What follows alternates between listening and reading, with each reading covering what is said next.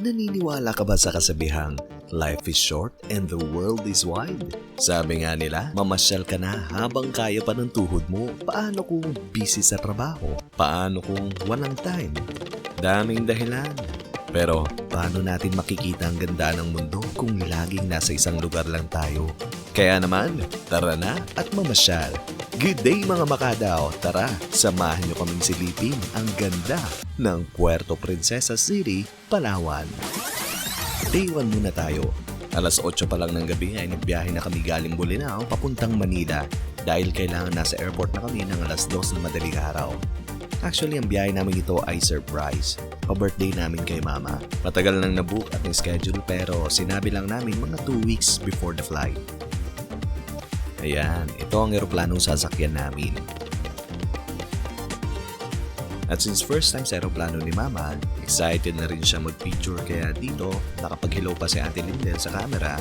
Pero si Mama, naku, busy kakahanap ng cellphone para makapag-selfie daw.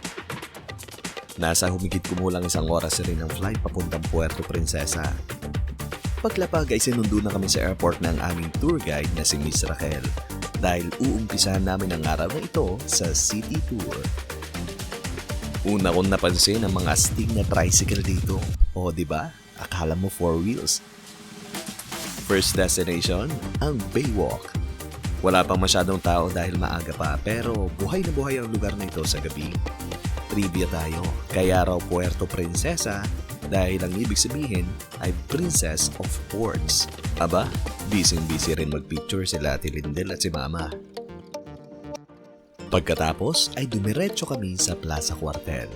Alam nyo ba, noong World War II ay dito sinunog ng mga Hapon ang humigit kumulang 150 na mga Amerikanong bihag nila. Dahil historical ang lugar nito, may mga estudyante pang nagtutour dito.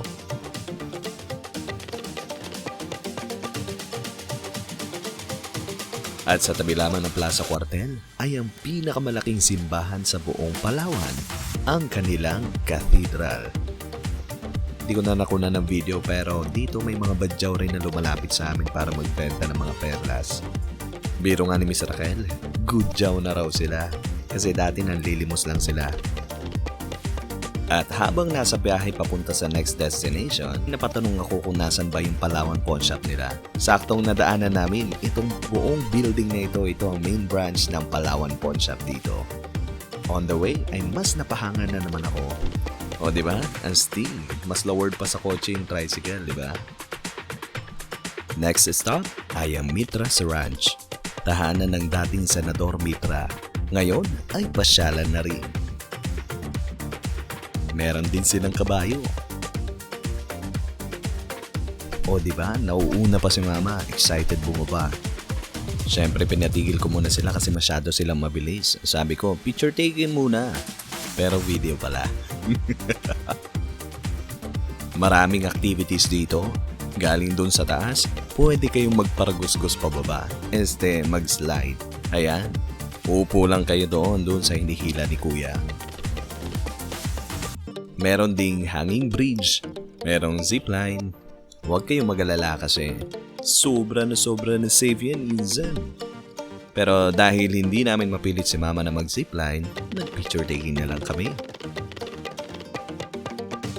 Sa time na to, excited na umakyat si Ate Lindel kasi nalaman niya ang next destination namin may pagkain. Yan, ito ang aming sinakyan sa tour with our driver, Boss Rodel, na taga Pangasinan din pala. Next destination ay Bakersfield, isa sa mga sikat na pasyalan dito sa Puerto Princesa. O diba, pagdating, picture agad sila. Sabi ko ulit kunan ko sila ng picture. Nagbilang pa ako ng 1, 2, 3, pero video pala. Siyempre, naglakad-lakad din kami sa buong lugar. Parang Tagaytay lang ang vibes. Ang ganda ng mga puno at halaman, di ba?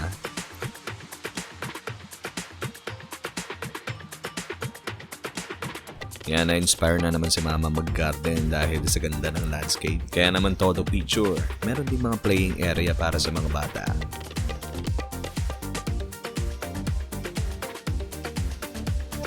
Ito na, gusto daw nilang akitin ito para mas makita nila yung view ng landscape dito. Di ko na nakuna ng video pero syempre bumili din kami ng sikat na hopya dito. Oh, trivia ulit. Sila rin ang may-ari ng sikat na Tipas Hopya.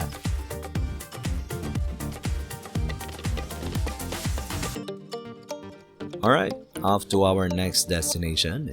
Biyahe-biyahe ulit ng ilang minutes. Pero syempre fast forward ko na para mabilis tayong makarating. Ayan, nandito na tayo agad sa ating destinasyon.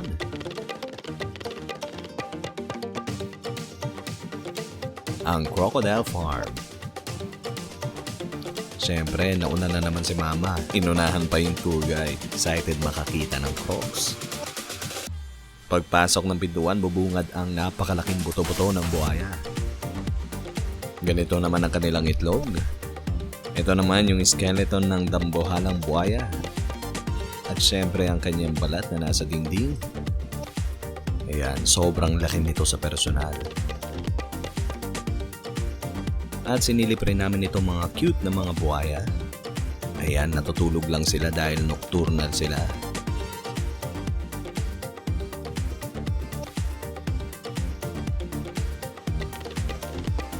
Of course, kung may mga chikiting, pinuntahan din namin yung mga adult na. Hindi lang halata sa video pero sobrang laki nila sa personal.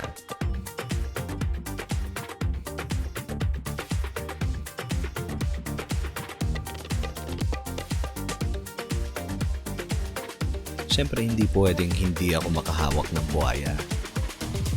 Dahil nagutom si Ate Lindel kakatingin ng mga buhaya, sa restaurant na kami nagpa-drop. Dito kami kumain sa Haim Chicken. Manok yan ha, hindi yan buhaya.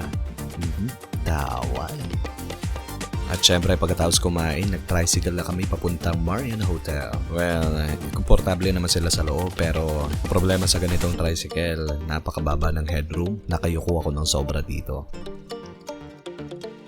At narito na kami sa Marian Hotel. Ayan, parang gusto ko pang mag-pool. Pero hanggang dito na lamang ang day 1 namin sa Palawan. Ang pangalan day 2 dahil sisilipin naman natin ang Underground River. Ciao!